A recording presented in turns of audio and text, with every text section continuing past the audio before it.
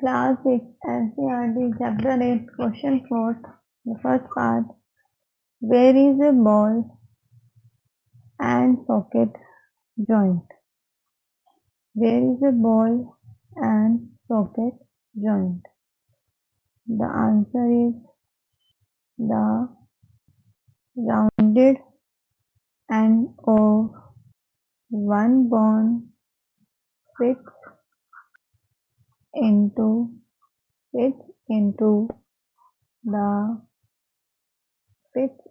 the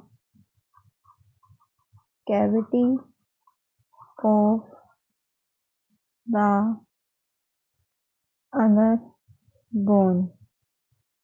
Such a joint allows movements in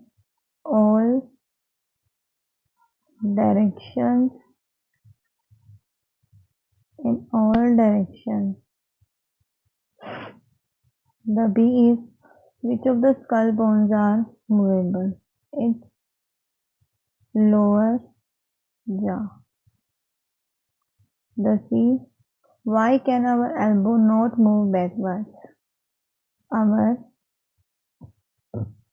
elbow cannot move backward because it has hinge joints which only allow back to forth